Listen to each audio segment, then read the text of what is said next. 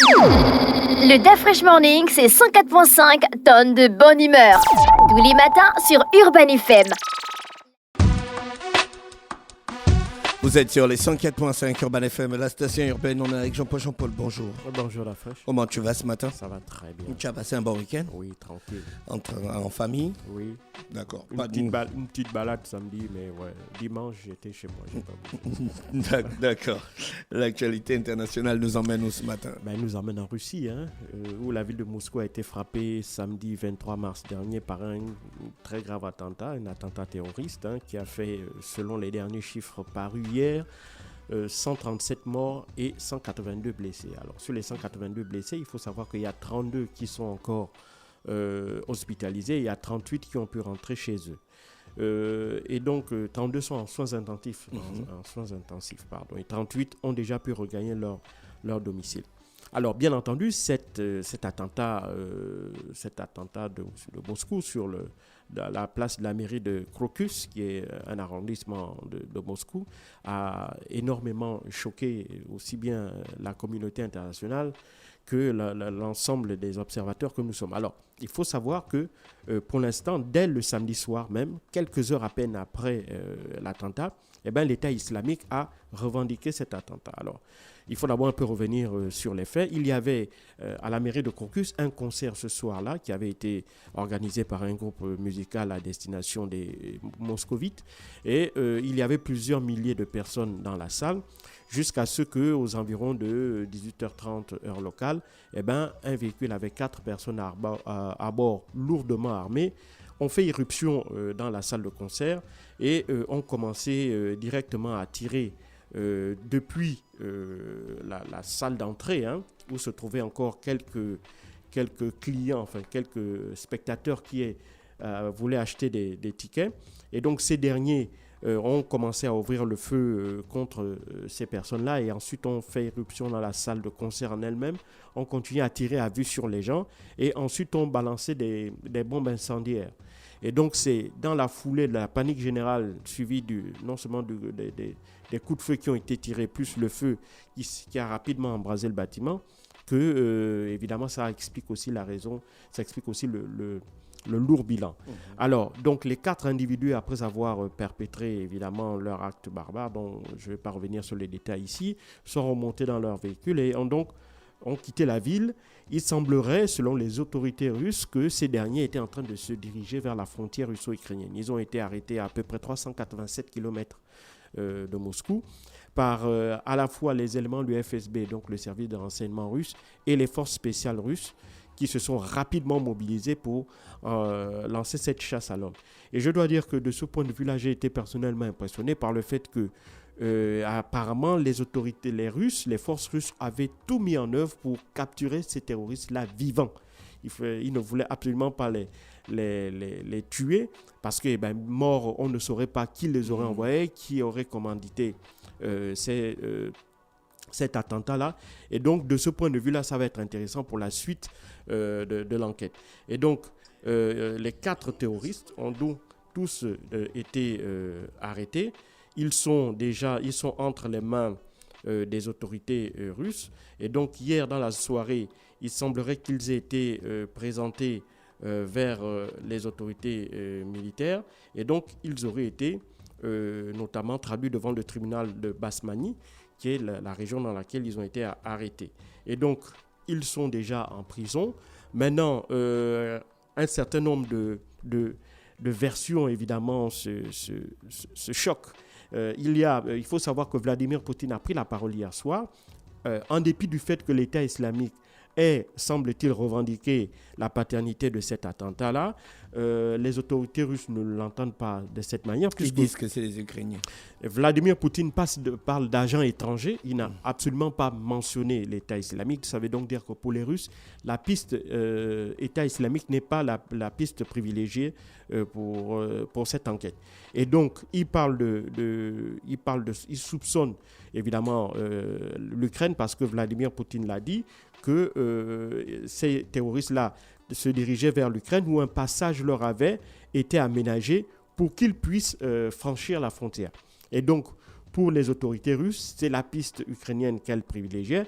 Et ça, évidemment, ça fait bondir à la fois les autorités ukrainiennes par la voix de Volodymyr Zelensky et les autorités américaines par la voix de la porte-parole du Conseil national de sécurité, Adrienne Watson, qui a, elle, expliqué par le biais d'un communiqué que l'État islamique portait l'entière responsabilité de cet attentat et qu'il n'y avait donc aucune implication ukrainienne. Et pour Volodymyr Zelensky, évidemment, pour lui, les autorités russes vont se saisir de cette affaire pour évidemment, bien entendu, essayer d'accuser l'Ukraine d'être à l'origine de cet attentat, au lieu d'utiliser les moyens pour évidemment assurer la sécurité aux Russes. Eh ben, il va déployer des moyens pour essayer de discréditer l'Ukraine. Et donc, il y a évidemment ces deux positions-là. D'un côté, on a les Ukrainiens et les alliés de l'Ukraine qui estiment que l'État islamique a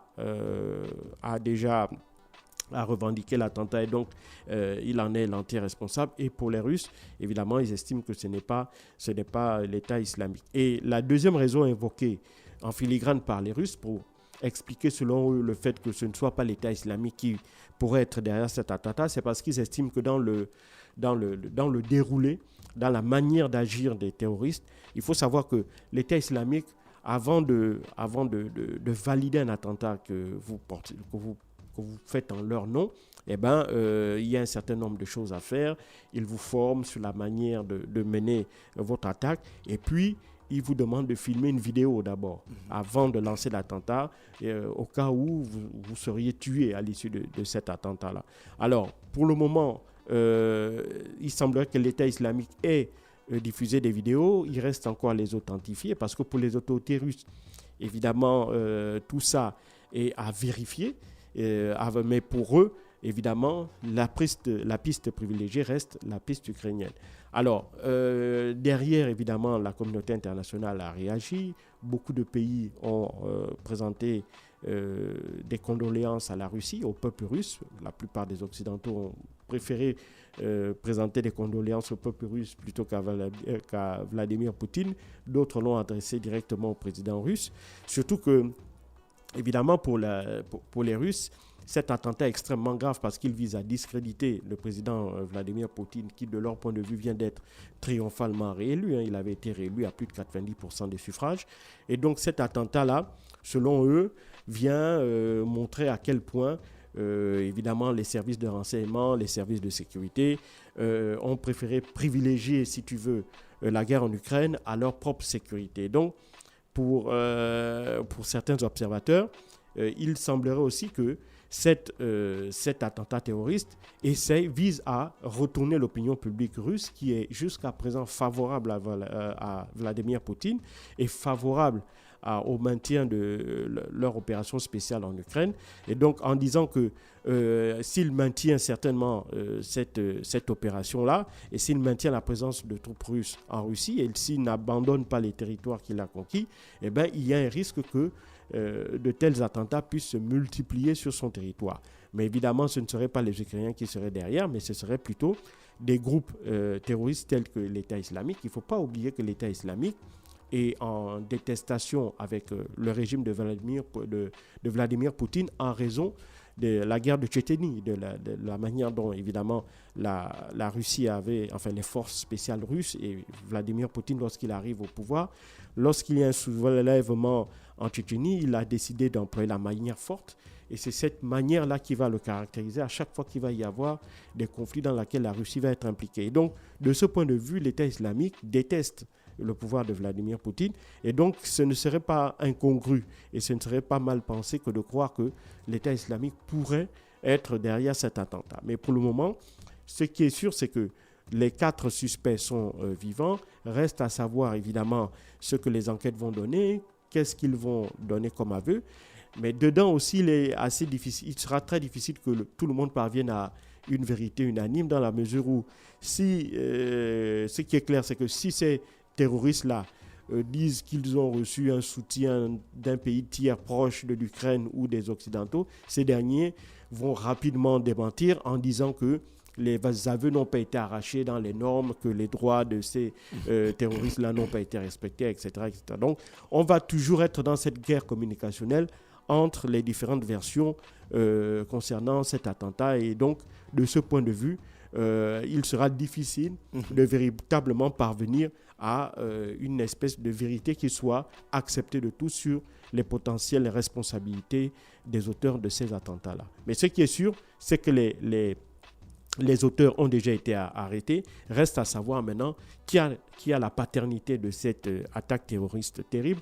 Est-ce que c'est véritablement l'État islamique ou bien cela porte la marque d'un pays tiers? Tu as regardé les élections du côté du Sénégal? Oui. Alors, pour l'instant, on attend les résultats. Hier, les élections se sont très bien déroulées, que ce soit au Sénégal ou ailleurs. Tout s'est passé dans le calme. Alors, il semblerait, selon des premiers sondages de sortie de vote, il semblerait que, notamment à Dakar, Bassirou Diomaye Faye ait fait une percée énorme. Il faut déjà savoir qu'au moment où nous parlons, il y a 7 candidats qui ont reconnu leur défaite. Et parmi ces 7 candidats-là, il y en a même 6 qui ont déjà félicité Bassirou Diomaye Faye. Il y a aussi que Karim Wade, qui est en exil à Dubaï, a lui aussi a fait un message sur X dans lequel il salue également la victoire de Bassirou Diomaye Faye.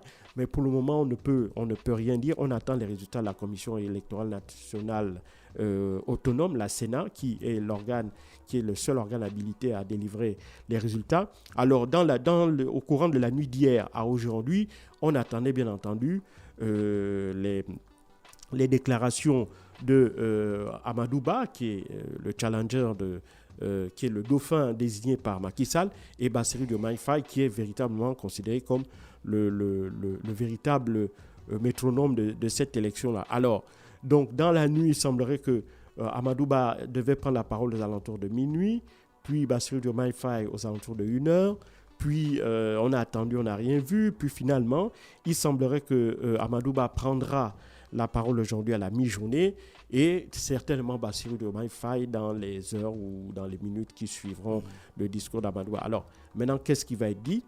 Est-ce qu'on va reconnaître sa défaite ou déclarer sa victoire?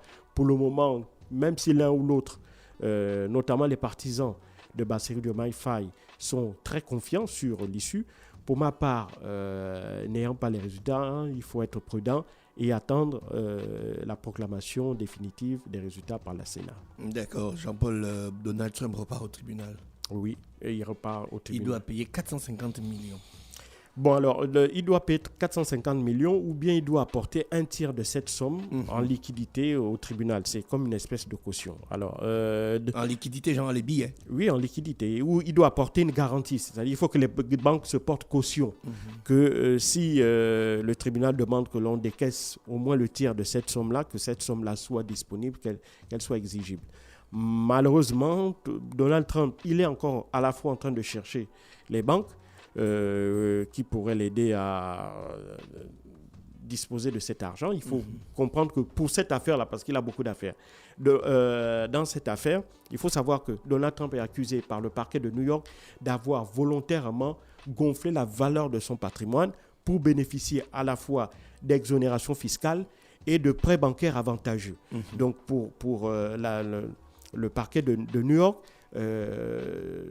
Donald Trump a délibérément menti au fisc. Et donc, s'il ment au fisc, on considère que c'est une forme de détournement fiscal qu'il fait. Et c'est aussi une arnaque, puisqu'ils estiment que la valeur des biens qu'il a déclarés n'est pas celle-là. Il a volontairement augmenté la valeur de ses biens pour bénéficier, comme je l'ai dit, à la fois d'exonération fiscale et aussi d'avantages en termes de prêts bancaires. Et donc, le tribunal l'a condamné à payer 450 millions de dollars d'amende. Maintenant, il pourrait faire appel, mais même avant de faire appel, il faudrait d'abord qu'il puisse apporter en garantie au moins le tiers de cette somme-là. S'il ne le fait pas, la justice américaine pourra donc commencer à saisir ses biens et donc saisir des biens d'une valeur de 450 millions de dollars. Ce serait un sérieux coup porté à Donald Trump d'un point de vue financier parce que ça pourrait avoir des conséquences terribles.